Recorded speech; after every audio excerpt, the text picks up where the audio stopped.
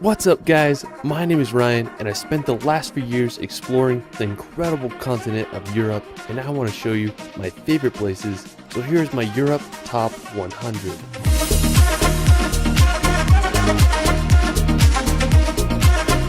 I have to say that Europe is my favorite place in the world. From the landscapes of the Alps to the countless medieval cities, it's impossible to beat the beauty of Europe. This video is a long one, so I made timestamps of all the places in the description so you can jump around to your favorite places. For our first destination, we're going to head to possibly my favorite place ever, Seceda. Now located in the Dolomites of northern Italy, I remember the first time I saw a video of this mountain, I couldn't believe it existed. The green glass slopes contrasted with the jagged mountain ridge, often covered in clouds, makes one of the most beautiful landscape combos. Now to get to Seceda, I took 2 gondolas up the mountain and made it to the top. I remember the first time I saw the mountain, I couldn't believe my eyes. The clouds covered half of it, making it one of the best views I've ever gotten. Places like this really spark your imagination and make you feel like a kid again. I hope everyone can witness the power of Seceda at least once in their life. Another magical place nearby is Alpe de Suisse. It's home to the largest high alpine meadow in Europe. The backdrop of the mountain with the farm cabins creates a scene straight out of a dream. After northern Italy, let's head over to the mystical Faroe Islands. Located right between Norway and Iceland in the North Atlantic Ocean, the archipelago is made up of 18 volcanic islands. Now I have to say that the Faroes are home to some of the world's most dramatic landscapes, from sheer sea cliffs to waterfalls straight into the ocean. One of the most scenic places in the Faroe Islands is the Mullafusur waterfall. Now it's located on Vagar Island, and the waterfall descends about 100 feet into the ocean below. I mean, the backdrop of the village with a massive green mountain behind makes for one of the most scenic places on earth. One of my personal favorite places in the Faroe Islands is the Sea Stacks of Dragonir. I mean, the name itself just sounds freaking epic. It's this slanted sea rock with a perfect arch right above the cold Atlantic Ocean. This place looks like a scene out of Game of Thrones. I just can't believe how beautiful the Faroe Islands are. After the Faroe Islands, we're going to Italy to visit the picturesque village of Positano. I have to say that this is one of the most beautiful places in Europe.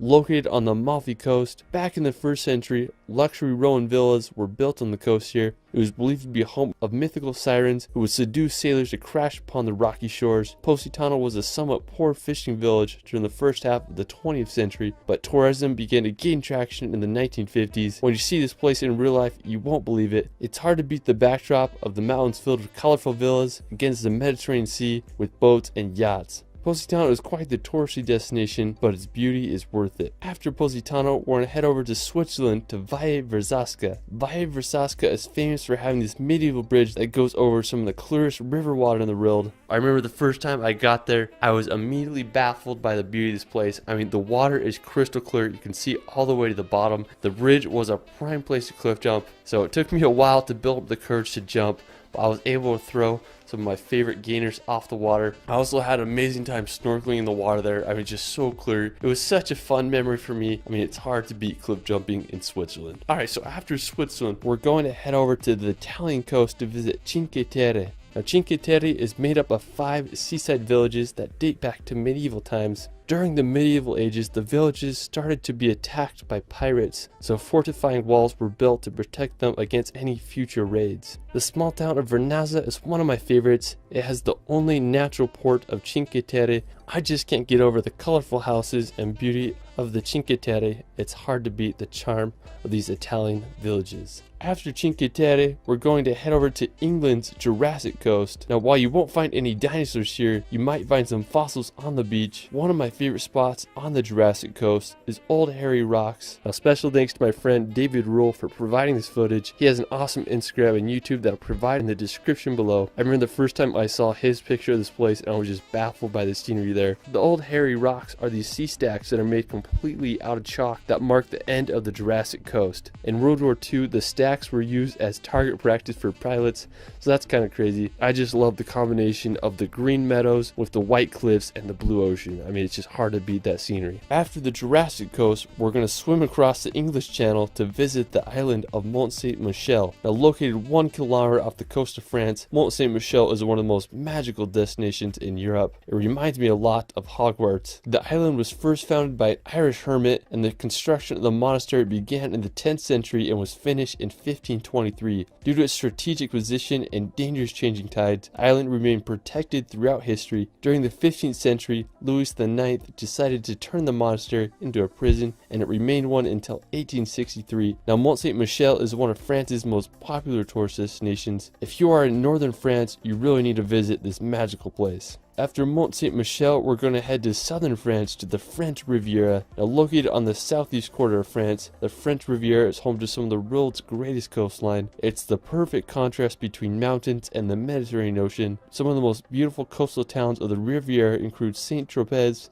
Nice, and Cannes. Now the French Riviera is also home to the tiny country of Monaco. Monaco is the second smallest country after the Vatican. The whole country is only 499 acres. Monaco has been known as a billionaire's playground, and over 1/3 of Monaco's citizens are millionaires. One of the most famous places in Monaco is the Monte Carlo Casino. It was opened in 1863 and has been featured in the James Bond films. If you can handle the riches of Monte Carlo and Monaco, definitely a place to add to your bucket list. Afterwards, we're going to head over to Norway to visit Lysebotn to drive down one of Europe's craziest roads. What I think is so scenic about Lysebotn is the road which leads down to it. When I first saw pictures of it, I couldn't believe it. It consists of 27 hairpin turns that descend down the fjord to the village below. After Lysebotn, we're going to head over to the nearby Pulpit Rock. Pulpit Rock is a famous flat-top cliff with a straight drop of over 600 meters. Pulpit Rock can get super packed, so if you want to avoid the crowds, you can wake up super early and get to Pulpit Rock to enjoy the sunrise. Another hike to do is the trek to Trolltunga. Now Trolltunga is possibly the most iconic rock formation in Norway, as it shoots out over 2,000 feet from the lake below. Trolltunga is definitely the hardest hike of the three. It's a 28-kilometer round-trip trek that takes anywhere from 8 to 12 hours to do. While it is a strenuous hike, it offers some of the best views in Norway. After Norway, we're going to head over to Iceland to experience the land of fire and ice. I have to say that Iceland is home to some of the world's most unique landscapes. One of the most visited attractions in Iceland is the Blue Lagoon. Just a short drive from the capital of Reykjavik, Blue Lagoon is famous for its strikingly blue water. It costs about $40 to get in and experience the geothermal spa. One of my personal favorite places in Iceland is the Reynisfjara beach. What I really loved about the beach is the basalt sea stacks in the ocean. It makes you wonder how the Vikings must have felt when they washed up on the Icelandic shores. After Reynisfjara, you can check out Skogafoss waterfall. It's one of the most impressive waterfalls in Iceland with a drop of over 60 meters. You can also drive an hour east on the Ring Road and visit one of the most scenic canyons in Iceland.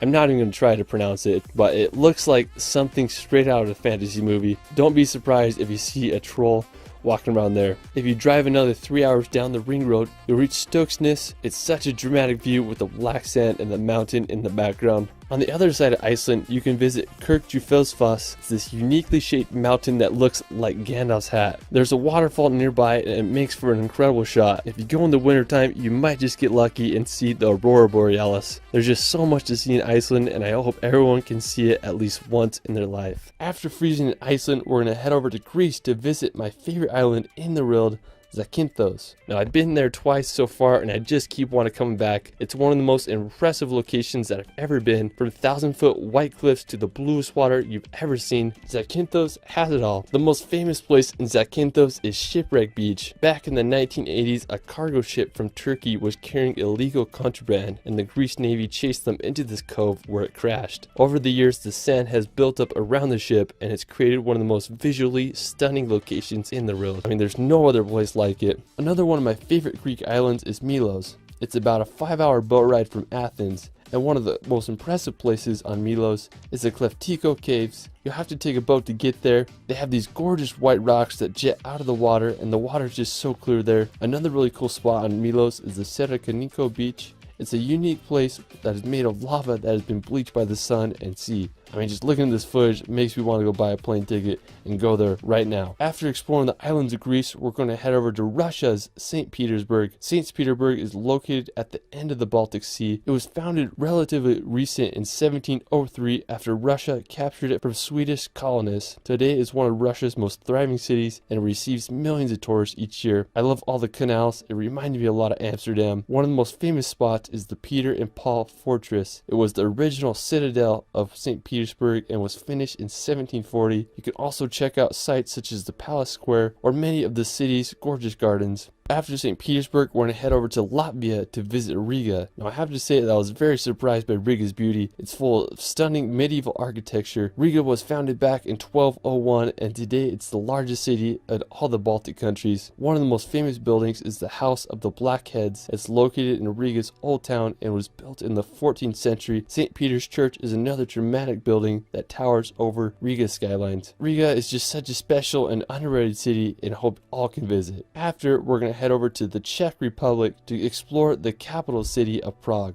Due to its location and rich history, Prague is known as the political, cultural, and economic center of Europe. One of my favorite attractions is the Charles Bridge. Its construction began in 1357 and it wasn't finished until the beginning of the 15th century. The bridge is decorated with an alley of over 30 statues. I mean, it's just so scenic and such a great feature in Prague. The Old Town Square is also a great place to explore, and the Prague Castle is another beautiful sight to see. It's considered to be the largest ancient castle in the world, and it was built more than 1,000 years ago in the 9th century. I mean, that's a freaking long time. Prague has such a historic vibe, and I hope all can visit. Afterwards, we're going to head to the Netherlands to visit Amsterdam. Now, known for its elaborate canal system, narrow houses, and countless bridges, Amsterdam has a vibe like none other. I was in Amsterdam many years ago, and its impression has always left a mark on me. It's just crazy to think that people were able to construct a city around canals hundreds of years ago. Amsterdam originated as a small fishing village in the 12th century and rose to one of the world's most important trading ports in the 17th century. When I was there, I just had an incredible time just walking around the canals and enjoying the atmosphere of this incredible city. After Netherlands, we're going to head over to Budapest. Now, located in Hungary, Budapest is one of Europe's most photogenic destinations. The Danube River runs right through Budapest, making it a unique and stunning city. One of my favorite attractions is the Chain Bridge. It's a suspension bridge that runs across the Danube. The Hungarian Parliament building is another incredible piece of architecture. It was opened in 1902 and is the third largest parliament building in the world. Budapest is also famous for its thermal baths. The Széchenyi thermal bath is the largest in Europe and it's known for its medicinal properties. After, we're going to head over to Croatia. Now, I have to say that Croatia is one of the most beautiful countries in all of Europe. One of my favorite places in Croatia is Dubrovnik.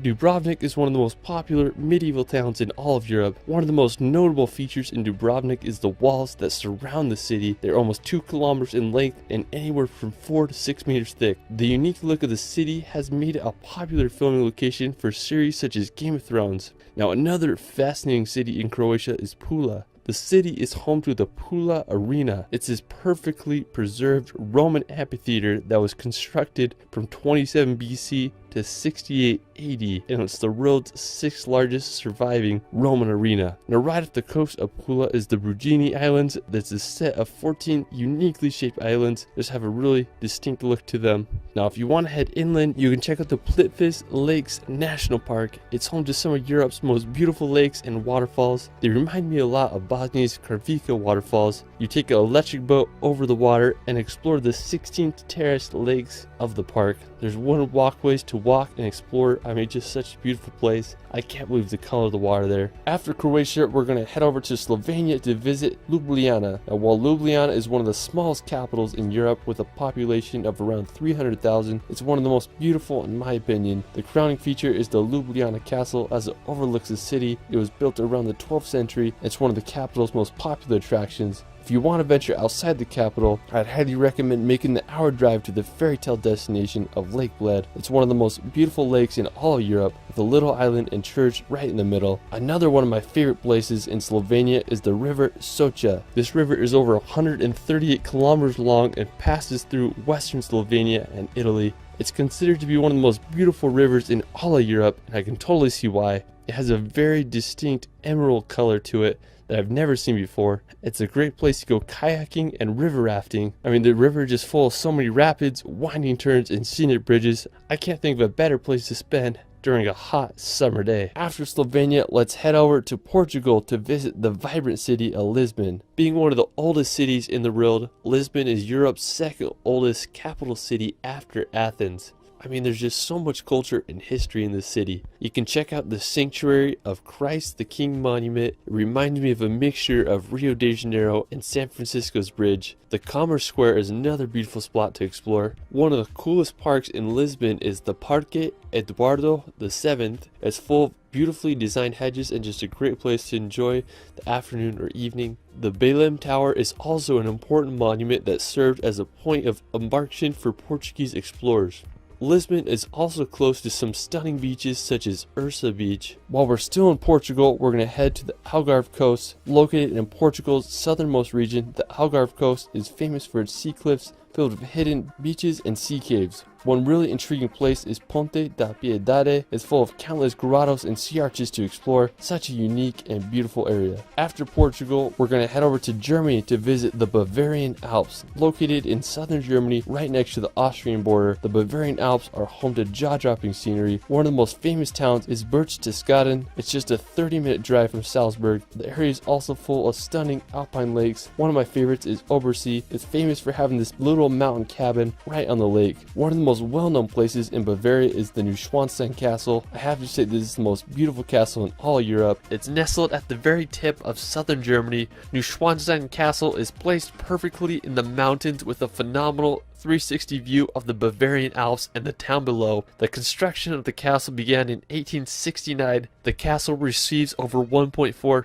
million visitors a year, so it's definitely a tourist hotspot. I mean, I just can't get over the beauty of this castle. It looks like something straight out of a Disney movie. After, we're going to head to Italy's beautiful region of Tuscany. Now located in central Italy, Tuscany is known for its landscapes, history, and artistic legacy. Whenever I think of Tuscany, I just imagine rolling green hills with beautiful farm homes lined with skinny cypress trees. It's just hard to beat the beauty there. It would be a prime place to retire. Now, the capital of Tuscany is the iconic city of Florence. It's considered to be the birth of the Renaissance. One of the most impressive buildings is the Florence Cathedral. When you look at it, you just can't believe how big it is. It was completed in 1436, and it just amazes me that they were able to engineer such a big dome. The Ponte Vecchio Bridge is another historic site as it crosses the Arno River. I just can't say enough good things about Florence. It's such an amazing city with so much history. Another great town in Tuscany is San Gimignano. San Gimignano is a stunning medieval city perched upon a hill. One of the most iconic features of the city is the medieval watchtowers. Currently, there are 14 watchtowers still standing, but during the city's prime, there were over 72 towers with the highest up to 230 feet tall. I mean, I just can't imagine how it must have looked back then. I guess you could say it was the Manhattan of the Middle Ages. San Gimignano's medieval vibe has been untouched throughout time and has become one of the most popular medieval locations in Italy. After exploring Tuscany, we're going to head over to Lake Como. Now located about a 1.5 hour drive from Milan, Lake Como is a sight to see. Known for its picturesque scenery and luxury villas, Lake Como has been named one of the world's most beautiful lakes, and I totally understand why. The lake's beauty has attracted people here since the Roman times. When you go there, you can walk the streets of Bellagio or take a ferry to other lakeside villages. If you're in northern Italy, you gotta check this place out. While we're still in Italy, let's head over to the famous city of Venice. Now, Venice is one of the world's most unique cities. There are no roads and just canals to get around. It's made up of 118 islands, and they are linked by over 400 bridges. Venice was a major financial and maritime power during the medieval ages and the Renaissance, and today it's one of Europe's most popular tourist destinations. When you're there, you can take a ride down the canals on a gondola, or you can check out St. Mark's Square. It's a one-of-a-kind location I hope you all can see. Another one of my favorite places is the magical city of Edinburgh. If you want to go back in time, Edinburgh is a must.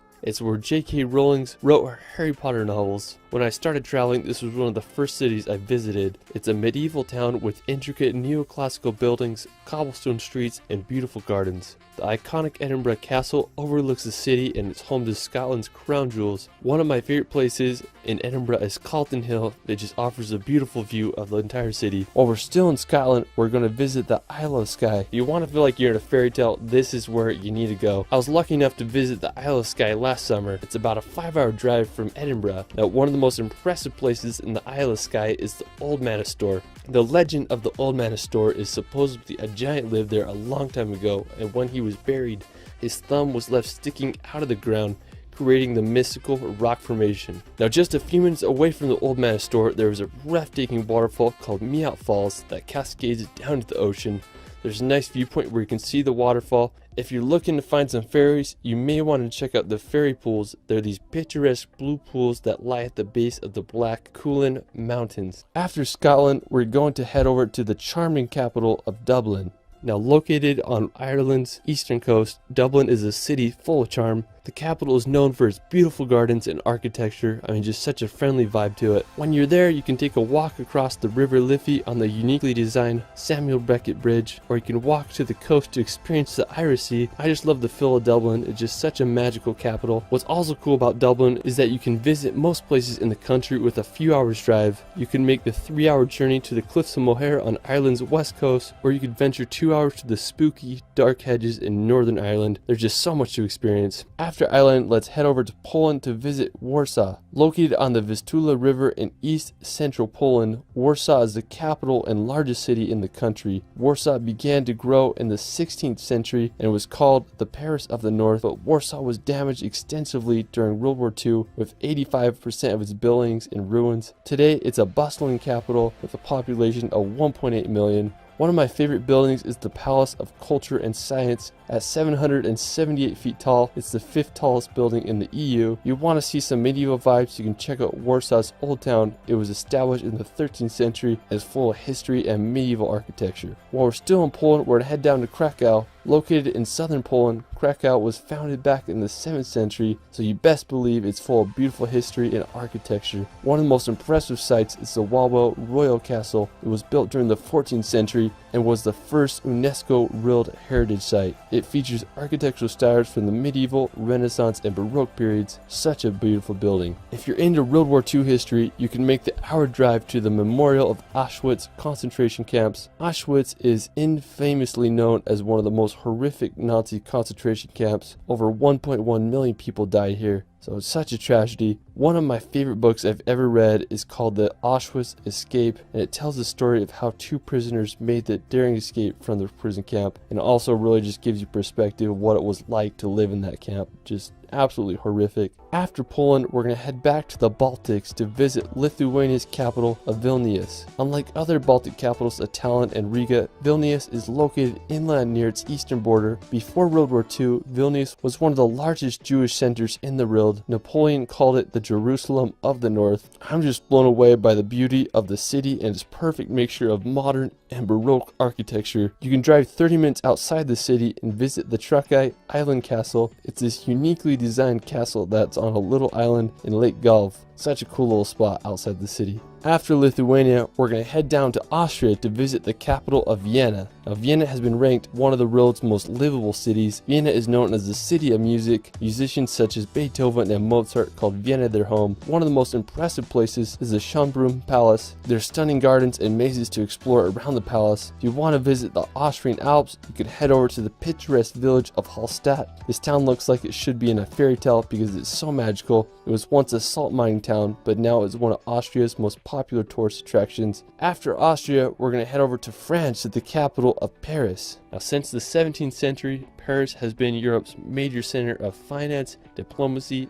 fashion, and the arts. Paris is one of the world's most visited cities, and with all its attractions and fascinating history, it's easy to see why. Paris's most recognizable attraction is the Eiffel Tower. It was built in 1889 for the World Fair. The Eiffel Tower is 324 meters high, which made it the tallest man-made structure in the world until 1930. You can take an elevator up there to get an incredible 360 panoramic view of all of Paris. Another popular attraction is the Louvre Museum. It's the world's largest art museum and it's home to Da Vinci's Mona Lisa. You can also take a drive around the Arc de Triomphe or walk the grounds of the Palace of Versailles. And there's just so much to see in this grand city. If you want a road trip outside the capital, you can head to France's northern coast, visit the coastal town of Etretat. Located about 3 hours outside of Paris, Etretat is famous for its white cliffs and rock formations. One of the most well-known is the Falaise de Aval Arch. It has such a unique shape. I guess you could say they are the French cousins of Old Hairy Rocks. While we're still in France, we're going to head to the French Alps. The French Alps are home to Mount Blanc, which is the highest mountain in all of the Alps at 15,774 feet. The border between France and Italy passes right through the summit, making it both French and Italian. One thing that I think that is cool about Mount Blanc is the glaciers that run down from it. And there are also a lot of beautiful alpine lakes that offer incredible views of the French Alps. After, we're going to head to Switzerland to visit the village of Grindelwald. I was lucky enough to live in Switzerland, and on my last week living there, I did a road trip to Grindelwald to see what the hype was about. When I got there, I was awestruck by Mount Eiger. It's the biggest mountain I've ever seen.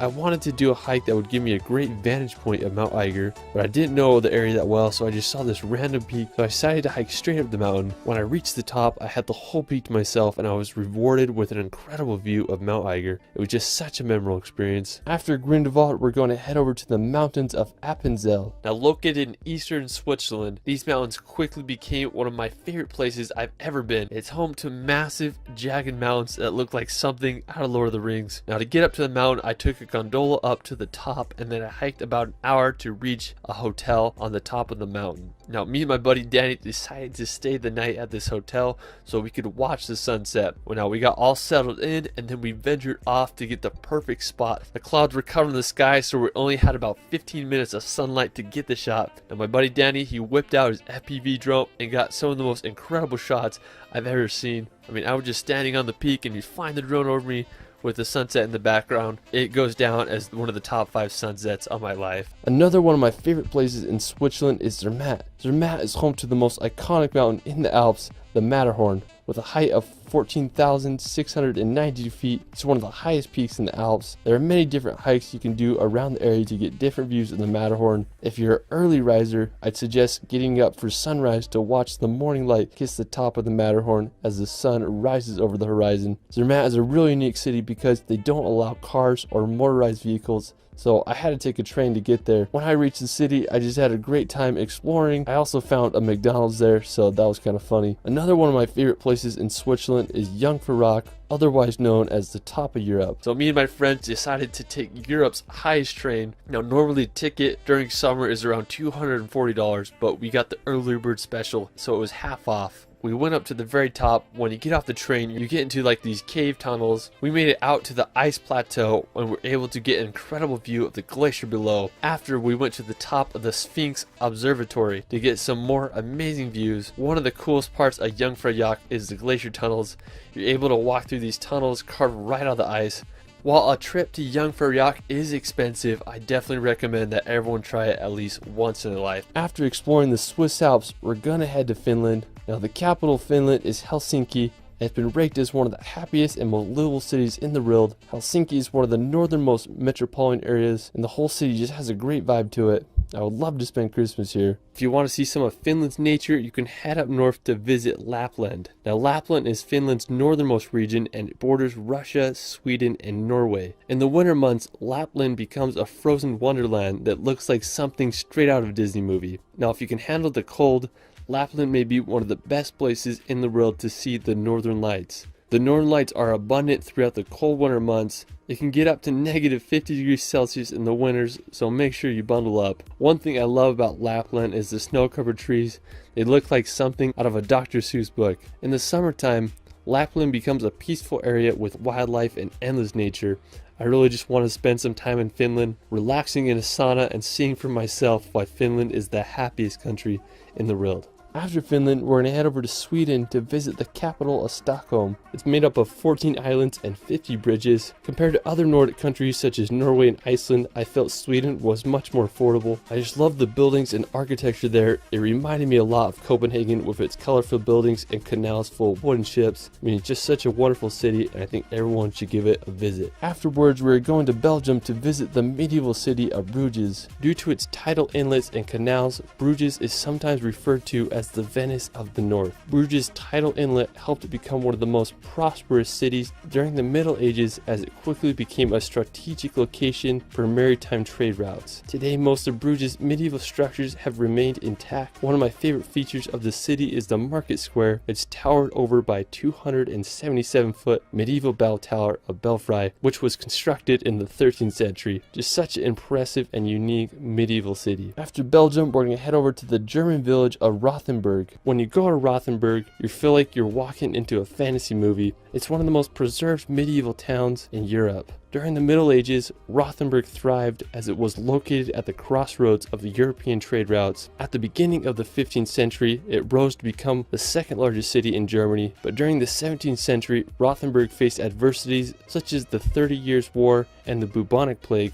Without much resources, Rothenburg's growth was halted, which aided in keeping the town preserved in its medieval state. Today, Rothenburg maintains its medieval charm. It's been the inspiration for Disney movies such as Pinocchio and Beauty and the Beast. If you can, go check out the famous Plonine Corner or the Christmas market. It's hard to beat the allure of this German village. After Rothenburg, we're going to visit possibly the most iconic city in the world, London. I love the city so much, I just keep coming back. Everything from double-decker buses to the energy of Piccadilly Circus makes the city feel so alive. There's just so many places to see. You can check out the iconic Big Ben and walk across the bridge to see the Palace of Westminster. There's the Tower Bridge, which is possibly the most famous bridge in all London. You can go see the Stoic Guards at Buckingham Palace or take a ride on the London Eye. If you haven't already been to London, I highly recommend visiting when you can. It's hard to beat the London atmosphere. There's no city like it in the world. Alright, so after exploring London, we're going to make the 2-hour drive over to Stonehenge. Located in Wiltshire, England, lies one of the most famous man-made rock structures in the world. There's a lot of mystery surrounding Stonehenge, like what was its purpose and how was it made. Archaeologists believe it was constructed back between 3000 to 2000 BC. Stonehenge consists of a ring of rocks, each being around 13 feet high and weighing nearly 25 tons each. It's unclear what the exact purpose of Stonehenge was. It's believed that it was used as an astronomical observatory or a religious site. Either way, it sure makes you stop and think how people thousands of years ago were able to construct this. After Stonehenge, we're going to head over to visit Wales. Now, Wales is located in the southwest part of Great Britain. It's famous for its mountainous national parks, picturesque coastline, and distinct Welsh language. One of the most scenic places in Wales is the Snowdonia National Park. It's a region in northwest Wales that is known for its mountains and lakes. The highest peak in Wales, Mount Snowdon, is located in the park with an elevation of 1,085 meters. You can hike on up there, or you can take the Snowdon Mountain Railway to the top. If you're lucky, you might be able to see Ireland across the sea. After Wales, we're going to head back to Switzerland to explore Lucerne. Located in the heart of Switzerland, Lucerne is a picturesque lake city surrounded by the Swiss Alps. It's just a short 40-minute drive from Zurich. One of my favorite parts of Lucerne is all of its medieval buildings and architecture. Lucerne is home to Chapel Bridge, which is the world's oldest surviving truss bridge. It was built over 600 years ago in 1365. It almost burnt down in 1993, but it was reconstructed and it's now open to the public. Another impressive place in Lucerne is the Musseg Wall and Towers. The fortifications began in the 13th century, and it's made up of 9 stone towers that were used as a defense wall during medieval times. Aside from all the history, Lucerne is just a beautiful city to walk around and explore the lake and all the surrounding scenery. While we're still in Switzerland, we're going to head over to the capital of Bern. Now, in my opinion, I think Bern is one of Europe's most beautiful capitals. I love how the blue waters of the Aare River winds perfectly through the city. Now, Bern's origins date back to the 12th century, and today the capital hosts a population of just over 1 million people. Now, one of the most impressive places in Bern is the Old City. It's the medieval part of Bern. One of the most prominent features is the Cathedral of Bern.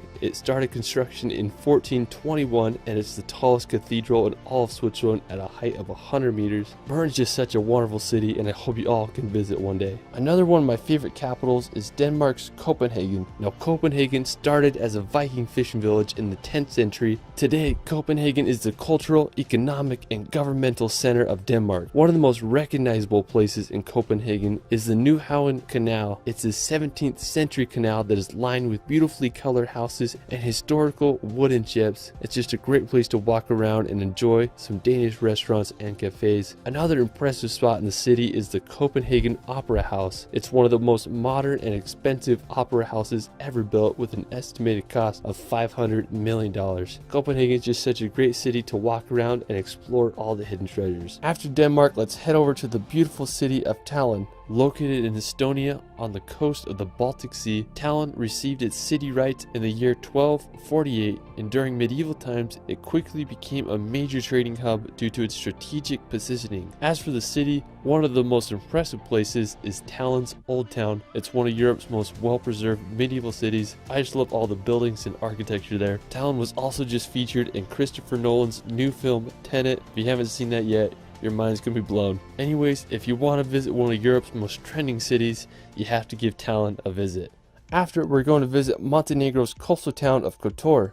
Located in what some consider to be Europe's southernmost fjord, Kotor is one of the most well-preserved medieval old towns in all the Balkans. It's grown in popularity over the years, and it's a popular cruise ship stop. If you want to get one of the best views of Kotor, you can drive to the Serpentine Road to get a panoramic view of the entire bay and surrounding mountains. I mean, just what a beautiful city. From Kotor, you can make the 30-minute drive over to the nearby islet of Sveti Stefan. It's this 15th century island fortress that has been converted to a 5-star luxury resort. If you can afford it, it would be quite the place to stay. While we're still in Montenegro, we're going to check out the Drvika Tata Bridge. This is one of the coolest arch bridges that I've ever seen. The bridge was finished in 1940 and it consists of 5 arches, with its highest being over 564 feet above the river below. I mean, just such a crazy looking bridge. Alright, after Montenegro, we're going to head over to the neighboring country of Bosnia and Herzegovina. Known for its beautiful rivers, medieval bridges, and fascinating history, it's quite the place to visit. Now, one of my favorite places in the country is the city of Mostar.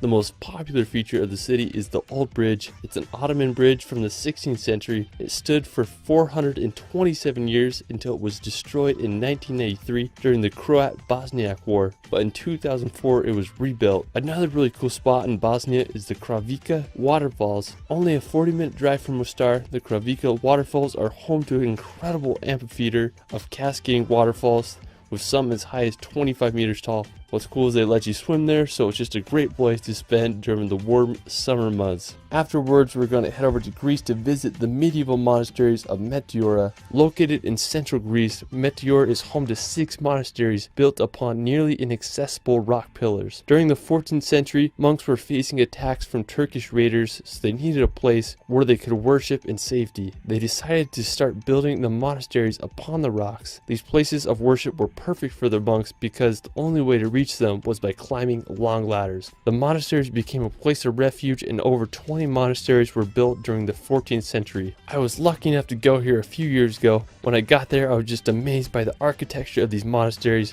They are perched perfectly on the cliff edge, and you wonder how people could have built these in the medieval times. If you're ever in Greece, make sure you visit this magical place. Another incredible spot in northern Greece is Mount Olympus, or otherwise known as the mythical mountain of the gods. At 9,570 feet high, it's the highest mountain in all of Greece. According to Greek mythology, this is where Zeus and other Greek gods resided. If you want to hike the mountain of the gods, it's recommended to do the hike in 2 to 3 days, and I'd recommend having a guide because it can be quite dangerous and a confusing hike. While we're still in Greece, we're going to head over to the iconic city of Athens. It's the capital and largest city in Greece, and it's one of the world's oldest cities. Athens is such a wild place with so much history. One of my favorite places in Athens is the Acropolis. If you want to get into Parthenon, it costs about 20 euros, so it's a little expensive, but it's totally worth it, especially if you're there. When I went to the Acropolis, I was able to get some of my favorite time lapses over the city. They're just an endless sea of white buildings with mountains in the background. If you do go to Greece, I recommend exploring Athens for at least a day or two. It's just such a unique place. After, we're going to head over to Bulgaria to visit Sofia. Located in western Bulgaria, Sofia is the country's capital. One of the most famous places in Sofia is the Alexander Nevsky Cathedral. It was completed in 1912. I love the gold-plated dome roofs. It has just such a unique look to it. While we're still in Bulgaria, we're going to head over to the east coast to visit Varna. Now Varna is located right on the coast of the Black Sea. I went there last summer to film a video for a hotel and I had no expectations, but I was pleasantly surprised by its beauty and history.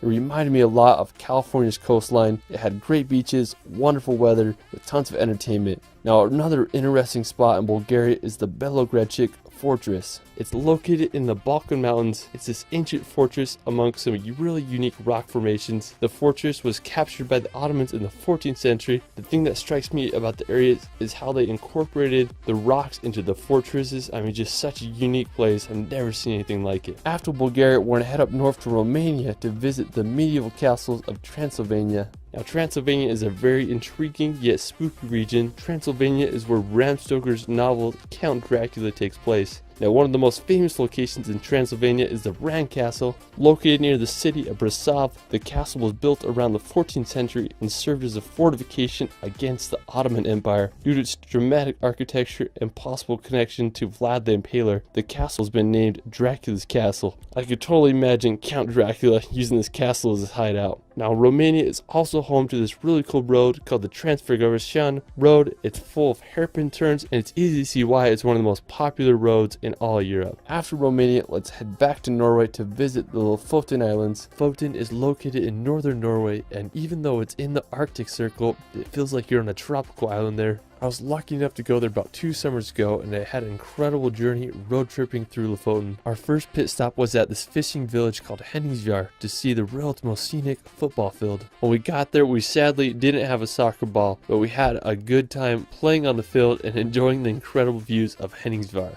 We kept on driving and made it to the iconic town of Rain. Now, when you think of Norway, this is it. It has those red houses surrounded by massive sea mountains. In my opinion, I'd have to say that Rain is the most beautiful town in Lofoten. When I was planning my road trip to Norway, I remember seeing pictures of this place and I just couldn't believe it existed. After Lofoten, we're gonna head to Saltstraumen to witness one of the world's largest whirlpools. So over 110 billion gallons of water pass through this 3-kilometer strait every 6 hours, making for one of the strongest currents in the world. Now, water speeds can reach over 37 kilometers. One of the coolest features of Saltstraumen is the whirlpools that the changing tides make. Now, while they aren't the whirlpools you'd imagine in movies like Pirates of the Caribbean, these whirlpools can get over 33 feet in diameter with a depth of over 16 feet. You can take a boat ride through the current, or you can witness the whirlpools from the bridge above. After the whirlpools, we're going to take a drive to one of Norway's most famous routes, the Atlantic Ocean Road. This 8.3-kilometer road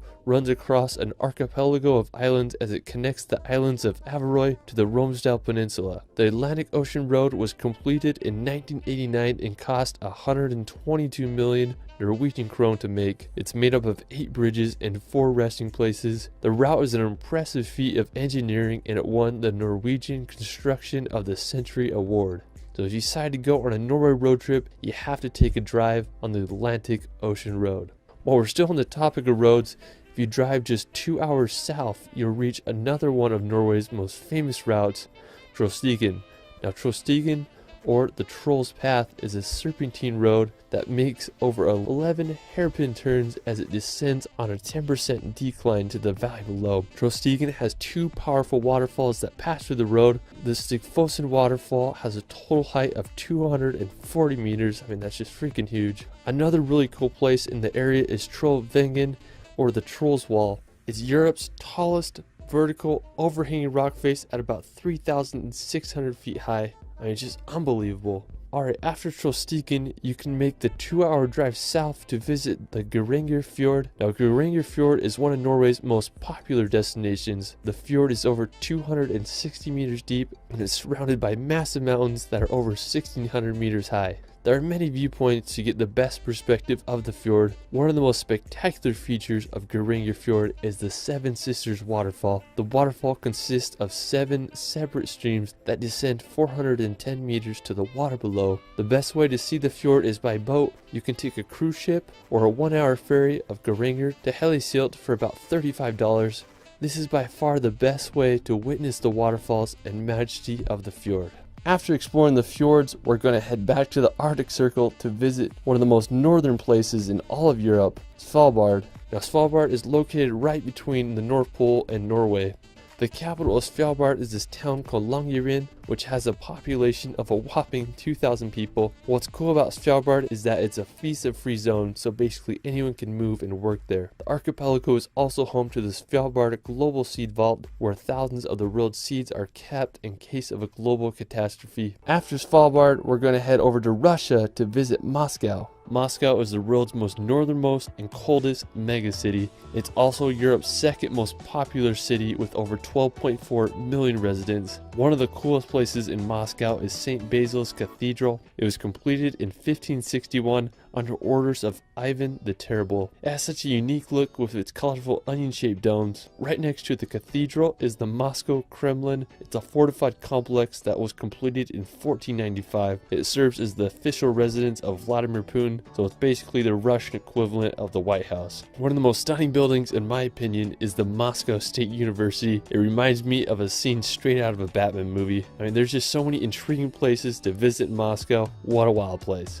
Russia is also home to the tallest mountain in Europe, Mount Elbrus. Located in southwestern Russia stands this massive 18,510 foot high stratovolcano. It's the 10th most prominent peak in the world. Now it's a dormant volcano with 2 peaks. I mean, the mountains in the area remind me a lot of the Swiss Alps. I just can't believe how big they are. So if you want to hike to the top of Mount Elbrus, climbing isn't very technical. You're mostly walking with crampons on snow to the top, but the climb can be very challenging due to altitude and unpredictable weather. A lot of people compare its difficulty to climbing Mount Kilimanjaro. While I've never been to Russia, I'd love to summit this mountain one day. I just think it would be such an adventure. Afterwards, we're going to head over to Turkey to visit the notorious city of Istanbul. Istanbul is one of the most fascinating places. It's a transcontinental city, which means that Istanbul is part of both Europe and Asia. The Bosphorus Strait, which is considered to be the boundary between Europe and Asia, runs right through the capital. Istanbul is the most populated city of all of Europe, with a population of over 15 million. The history of Istanbul is endless. It was settled as far back as 7th century BC, and it became the capital of the Roman Empire in the year 330 AD. One of my favorite features of the city is the Galata Tower.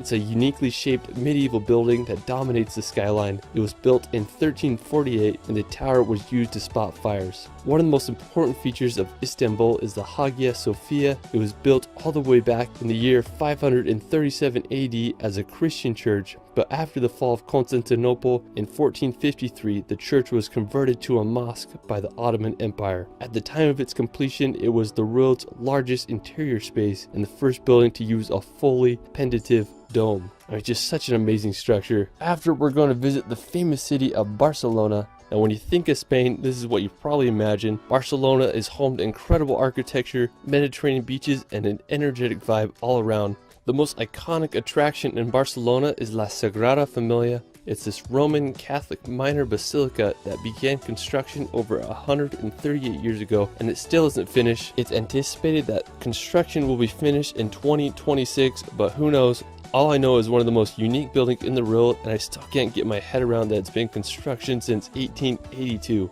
After Barcelona, we're going to head over to the wild island of Ibiza. Now, while Ibiza is known for crazy nightlife and party city, it also has some of the world's best beaches and cliff jumping. Me and my brother decided to go to Ibiza for Halloween because why not? Anyways, we spent the first few days exploring the island, and honestly, I was pretty disappointed because I couldn't find any really cool cliff jump spots. But on our last day, where we had just a few hours before our plane was about to take off, and we found this secluded cove, we hiked down and made sure the water was deep enough, and we found this perfect cliff, and I threw some jumps off, and then my brother did a wild double backflip off the cliff. Another incredible place in Spain is the volcanic Canary Islands. Now, located off the coast of northwestern Africa, Canary Islands are home to some of the world's most unique landscapes. You might as well call them the Hawaiian Islands of Europe because that's what they remind me of. The biggest and most populated island on the archipelago is called Tenerife. One of the craziest places in Tenerife is the cliffs of Los Gigantes.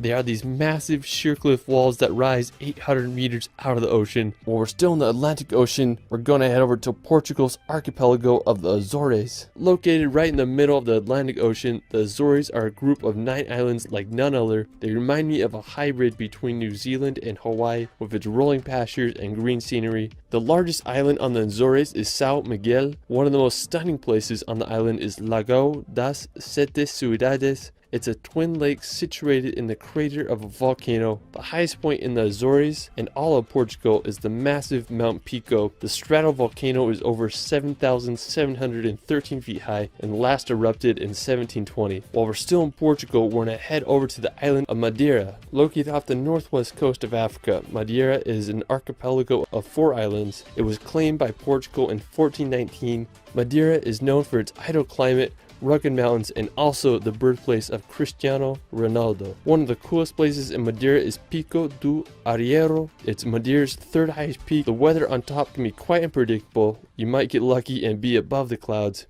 After, we're going to head to the 2nd largest island in the Mediterranean, Sardinia. Now, with some of Europe's best coastline, pristine beaches, and the clearest water you've ever seen, Sardinia is the place to be. One of the most impressive places on Sardinia is the Baunai coast. It isn't the easiest place to reach. Most beaches require a long hike or a trip by boat, but that's what makes it so special.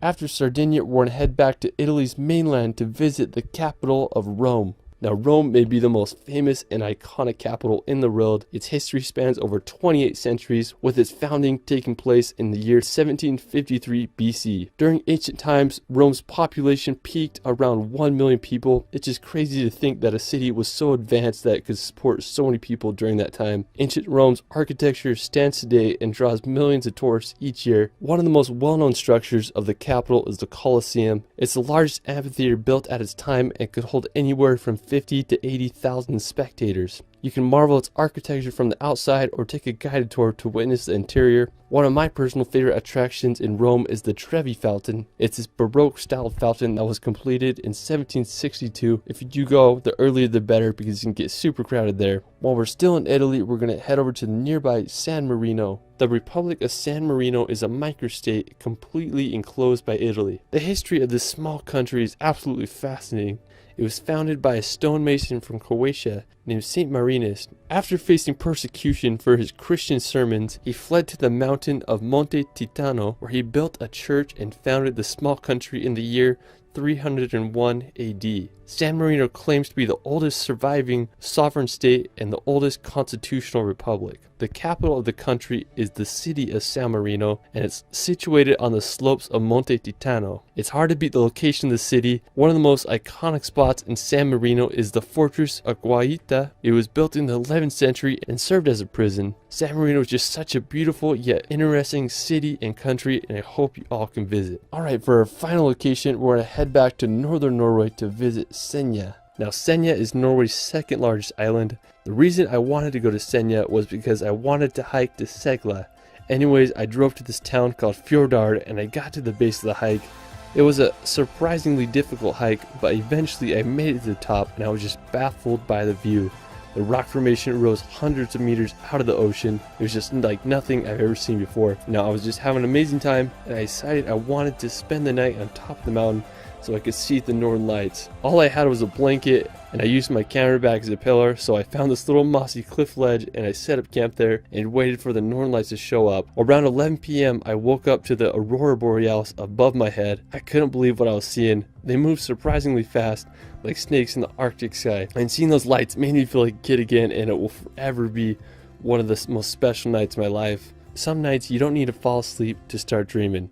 Well, that is it for my Europe Top 100. Let me know in the comments where your favorite place is in Europe. I mean, there's just so many beautiful attractions. I could probably do a Top 1000 video. If you guys want to feel relaxed, I started a relaxation channel where I post hour-long videos of places such as Switzerland and Scotland with calming music that you can just have playing in the background to bring some peace and nature in your life. You can find me on Instagram and TikTok at shirley.films. Anyways, it's Ryan, and we will see you later.